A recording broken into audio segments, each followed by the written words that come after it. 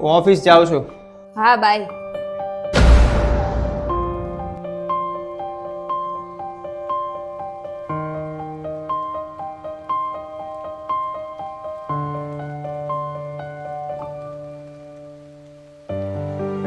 હા હા, વાંધો નહીં, કાલે થઈ જશે એ તો.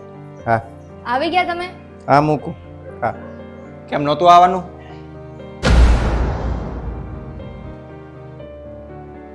લ્યો પાણી.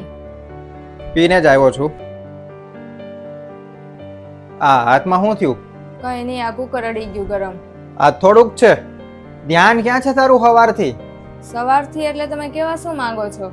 આજે સવારે હું ઓફિસ જતો હતો, મેં તને કીધું કે હું ઓફિસે જાઉં છું ને તે તો હરખી રીતના સામું જોઈને બાએ ન કીધું કે હા વાંધો નહીં, કોઈ વસ્તુ નહીં એમ.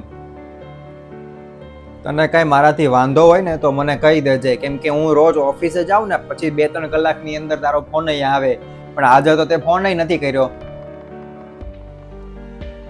અને એ બધું તો મૂકો કે હાલો વાંધો નહીં, અને તે પાછો ઉપરથી હાથ દજાડી દીધો.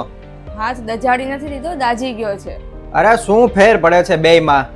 ફેર એટલો જ છે કે આજે હું તમને કામમાં બિઝી હતી તો સરખી રીતના બાય ન કીધું તો તમને એમ થયું કે હું તમને ઇગ્નોર કરું છું. અને હાલો કદાચ મેં તમને ફોન ન કર્યો તો તમે મને ફોન કરીને એટલું તો પૂછી શકો ને કે બધું બરાબર છે કે નહીં.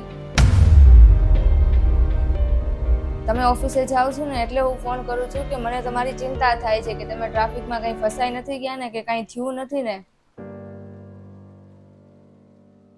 અને દુર્ઘટના ઘરની બહાર નીકળીએ તો જ તે થાય, ઘરે ન થઈ શકે. કદાચ હું પોતું મારતી હોઉં અને હું પડી ગઈ હોય તો, અને કદાચ વોશિંગ મશીનમાં કપડાં નાખું, કરંટ લાગે, પંખો સાફ કરતી વખતે ટેબલ ઉપરથી પડી જાવ કે પછી રસોઈ કરતી વખતે દાજી જાવ, તો તમે મને કેટલીક વાર ફોન કરીને પૂછો છો કે હું ઠીક છું કે નહીં.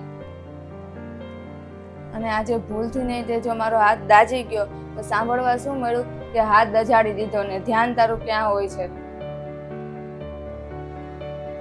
અને મેં હાથ દજાડ્યો નતો, દાજી ગયો તો ભૂલથી. અને હવે હાથ પગ ધોઈ લો. અને મેં તમારા માટે બહુ મસ્ત જમવાનું બનાવ્યું છે. અને હા, મેં તમારે ચાર્જર લાવવાનું કીધું હતું. કાલ રાતથી મારો ફોન બંધ છે, આજે તો કદાચ નહીં લાવ્યા હોય, કાલ લેતા આવજો.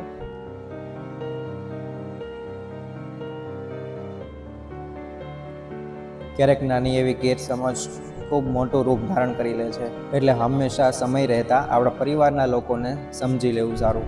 નહીંતર એવું થશે કે ગેરસમજ વધતી જશે, સમય જતો રહેશે અને સંબંધ તૂટી જશે. અને હંમેશા સંબંધ સાચવવા માટે અહંકાર છોડી અને સામેવાળા વ્યક્તિને સમજવાની ટ્રાય કરવી પડે, તો જ સંબંધ આગળ પણ વધે અને સચવાશે પણ ખરી.